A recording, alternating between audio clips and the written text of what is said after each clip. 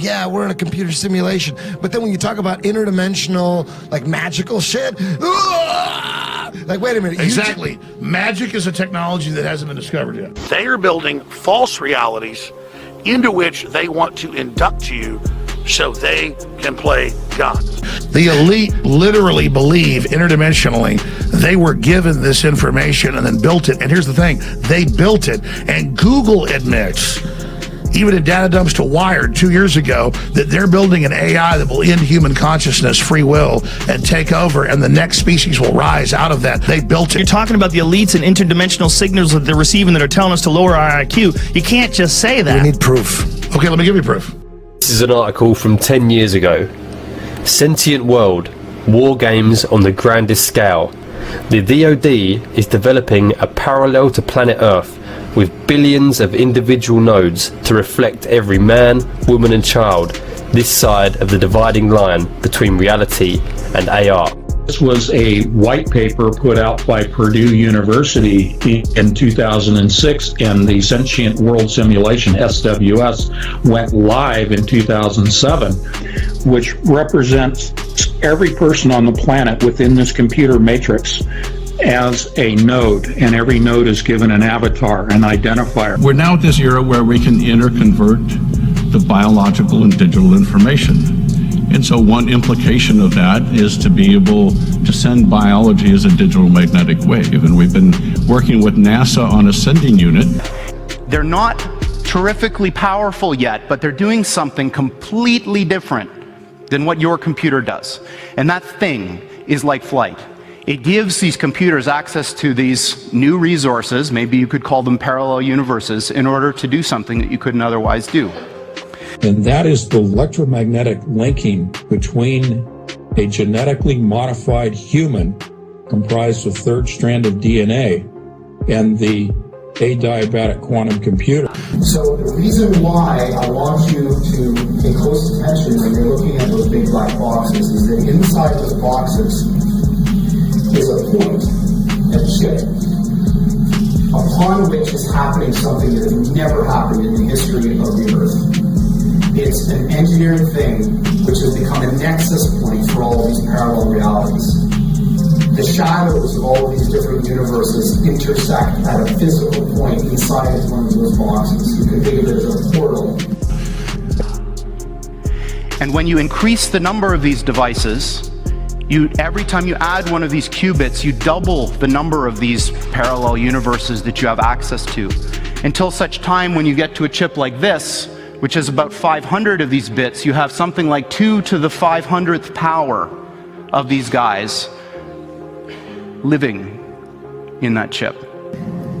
How many of you are having trouble with this notion of digital code going over the internet and the notion of something living that's being converted back and forth like that? I mean, do you have some sense of what is going on? Can a show of hands how many people have trouble grokking this idea? So it's not like Star Trek teleportation where you get dematerialized and reappear. We could send your genetic code, but you'd reappear back as digital information. You can send DNA as ones and zeros and recapitulate it at the other end. So we've successfully, and so with DARPA, we built synthetic genomics, the receiving unit. Essentially, it is a nano-thin coating of gold that allows for the imparting of digital information onto that third strand of DNA and the adiabatic quantum computer. What they're going to do is apply this machine to an area that I think is fundamentally important. It's a crux of our future as humans, and that's, can we build machines like us? The ultimate aim would be to archive enough data on each individual to be able to make a computer model of everyone on the planet. Right now, we're inside a computer program. Is it really so hard to believe? What we're building in the computer databases represents real life and is both the information that's necessary and sufficient to drive all DNA-based life forms. Remember, going back to the Sentient World Simulation, peer-reviewed white paper out of Purdue University in 2006. The program went live in 2007, describing humans as a node. And every person on the planet is represented in the computer software as a node, That's a data node. And given an avatar. Robots as smart as people. Artificial intelligence, AI. The idea is to port the software from the human brain. It is called a digital twin, and it represents a new era in simulation, a new world of predictability, a promising new tool for engineering the future. A digital twin is a complete virtual prototype of an entire system. Not just about slavery, it's ultimately about enslaving your soul. Here's how I do it. I copy you exactly into a digital environment. That copy process has all of the properties we were talking about as being a soul. First of all, it's immaterial, because copying, that's not a thing, it's a process. It's immortal, it's just like you. You can put it in any environment you want, heaven, hell, make a simulation. So, all of these things that reside in our heads, these abstract concepts, I think that eventually we can build them, and we have to decide what we want to build. They are building false realities into which they want to induct you so they can play God. You get someplace finally in deep research where it's what every culture already said, what everybody already knew, what they're telling you in movies like Prometheus, what the elite admit in the New York Times they believe in. Everything they're doing points towards this, and then you read their own writings, they believe we're this ugly, fallen, ugly species, we're all need to be killed. They're the rich billionaires who are better than us, and they're gonna merge with machines and become gods. And so Google was set up 18, 19 years ago. I knew about this before it was declassified. I'm just saying I have good sources. That they wanted to build a giant artificial system, a supercomputer based on the neuron activities of the hive mind of humanity, with billions of people wired into it with the Internet of Things. And so all of our thoughts go into it. We're talking to Zach Voorhees. He is a Google whistleblower, former senior software developer at Google. And I want to talk about the AI project, DeepMind. So Google bought this AI company called DeepMind.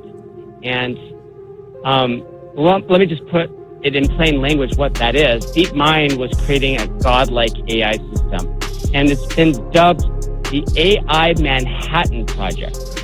NASA, Google, Amazon, the NSA's computing centers, data collection centers, like in Utah and Texas, all use D-Wave's computers.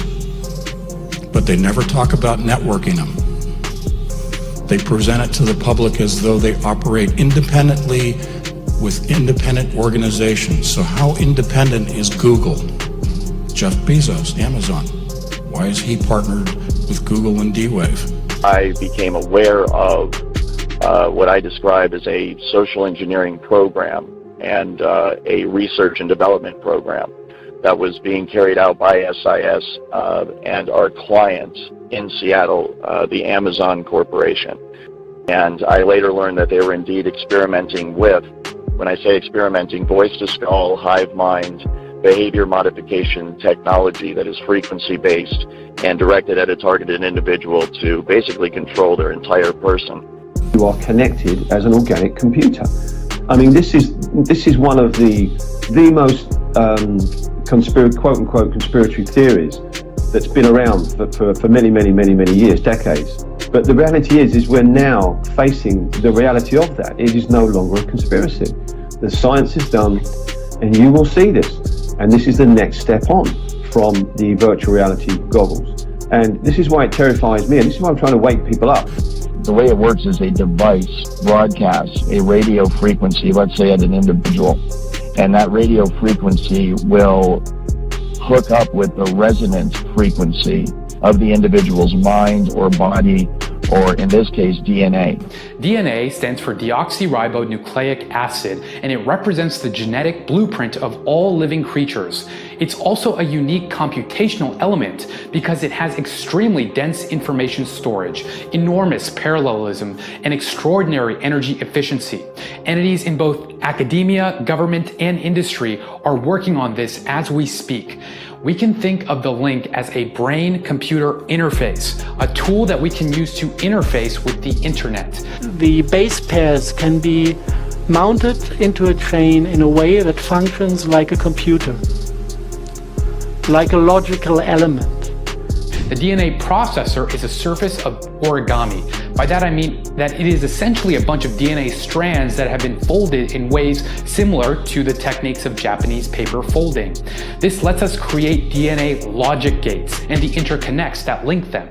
We can call these nanoscale computational circuits made from synthetic DNA domino circuits. It's like the old method with telephones, when you were dialing with sound. Every base pair has a resonance frequency. It's somewhere in the terahertz range. And if you hit the right frequency, it is opening, like a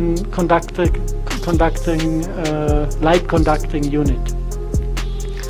And if you have a chain of these base pairs that react on different frequencies, you need a sequence of sounds to open all the fragments to make the entire thing conductive. They break the loops in the transmission line strands and force them to bend over and link up with their neighbor strands, one after the other, like dominoes falling, until they form a line of DNA on the substrate. So it goes like do-do-do-do-do, and then the next part of the genetic thing is activated to either produce light or to produce poison. And this is something beautiful out of their view of the world, because if you bring this RNA or DNA into the human body, you can kind of take a radio signal and activate it from outside to produce any substance you want or to produce any light you want. Light is emotion, light is thought, light is everything. Everything we sense as experience. And what happens is between the broadcast frequency and the individual that's receiving the broadcast frequency, once it's resonating, once they are resonating together, a super highway of frequency along which information can be sent is created. And so you can think of it just like fiber optic cables that you use to send signals over the internet that connect people to the internet. It's the exact same thing, only a wireless application of that. And so once you have connected the targeted individual with the frequency and they resonate together, then you have a perfect avenue upon which to send and receive information back and forth. And that's exactly how they manipulate someone's thoughts. They send voices into someone's head. They manipulate their emotions. They manipulate their behavior. And then that's also how they receive back from the individual in real time the vital signs, the emotions, the thoughts, what the person's seeing, what the person's hearing. And then all that information, of course, is rendered on a computer elsewhere via software, and it can be monitored and tracked in real time. And they had created a digital model of Earth and everybody in it, down to a digital GPS coordinates model up to even a vertical dimension of 1.5 centimeters, every building, every roadway, everything. And what they want to do is create an Internet of Things where in digital space they know exactly what you're doing in real time. This is an article from 10 years ago. Sentient World, War Games on the Grandest Scale. The DoD is developing a parallel to planet Earth with billions of individual nodes to reflect every man, woman and child this side of the dividing line between reality and AR. Humanity will have their brains connected to artificial intelligence, and human consciousness, human thought, human emotion as we've known it will be over, because every thought, every emotional response will come from AI. He who controls AI will then control every human's perceptions directly who is connected to AI. In other words, you'll be a computer terminal on someone else's internet. They're using two interfaces, like we said, the brain-to-computer interface. That's the supercomputer. The sophisticated and advanced exascale system downloads all of your, all electromagnetic activity, all these synaptic responses, the electromagnetic emissions of the victim's brain is downloaded at the speed of light. Energy travels at the speed of light, so they can download, upload at the speed of light. Sure. Back into a database. As the supercomputer is programmed to build, using various software programs, a cognitive model of your brain. And what we are trying to do here, your friends and family, this organization, is to use this precious knowledge to build machines that can actually create, manipulate, and use these parallel realities in the service of this one. We want to grab those parallel realities from this abstract space in which they live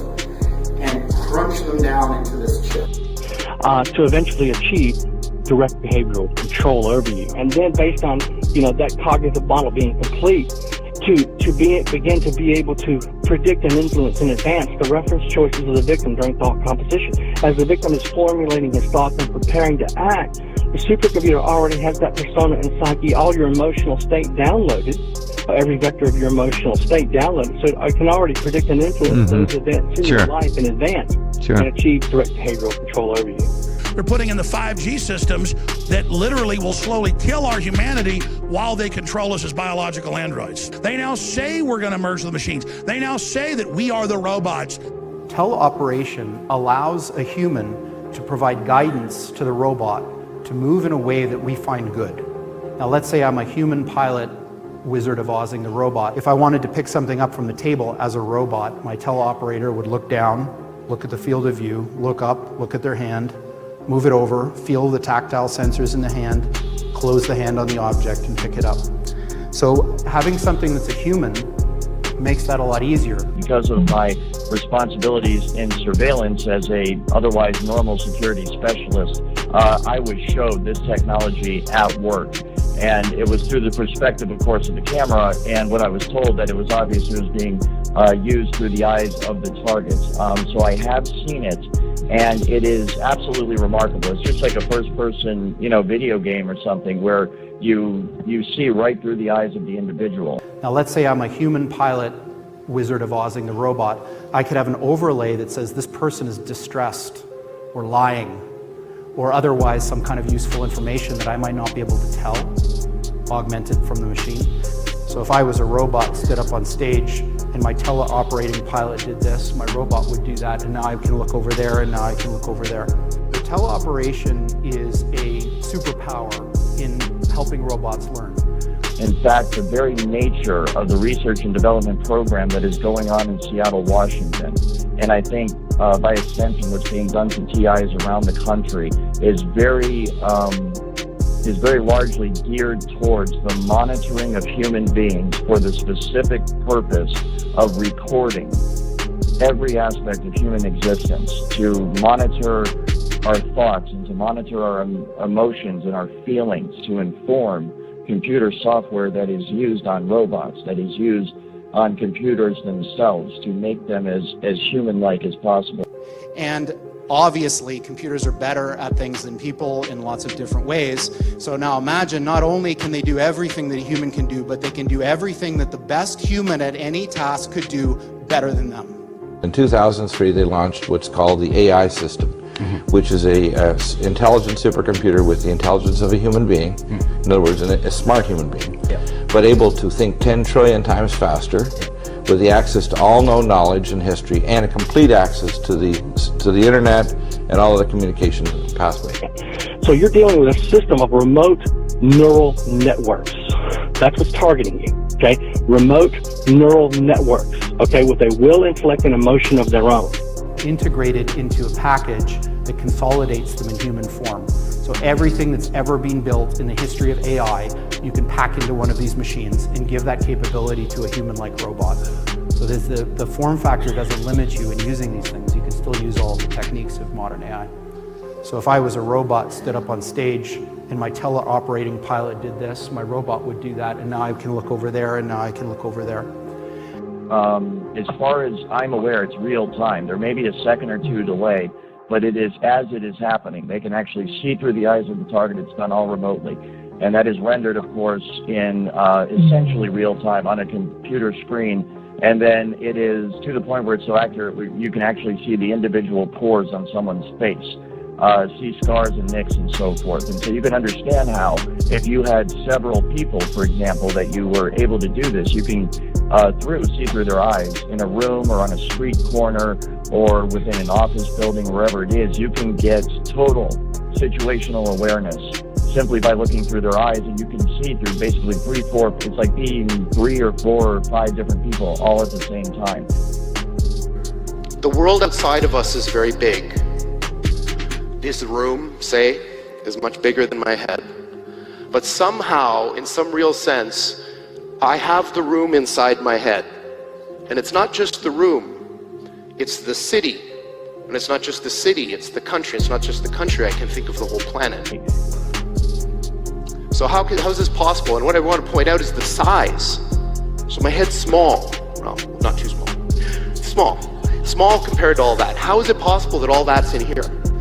And what's come to be understood in the cutting edge of modern AI is that there is a really interesting, fascinating answer to this. And it has to do with the fact that the world has patterns, structure. So you may be familiar with fractals. So fractals look very complicated, but they're generated by a tiny little thing that you can write down in a few numbers. And the world is like this. Images, like natural images, like what I'm looking at, have so much structure that they can be shrunk and compressed into a very tiny, what AI people call representation. So what our brains seem to do is build a very, very good compressed representation of the world. Call it a model. So just like if I have a building and there's like a blueprint or a scale model of the building, imagine I have the whole world and all of its concepts, and I shrink it down into this weird compressed representation so that it fits inside my brain. The exact same thing happens with the computer. The data is sent to the computer, then it is rendered, and it's highly, highly valuable for intelligence purposes and military purposes, corporate espionage purposes, and it is amazing the extent to which this technology works. It's so far advanced beyond what most people are aware of. It's truly mind-blowing, and I think that's a big part of educating people, is making them understand that, fortunately or unfortunately, this is possible, and it is being done right now today.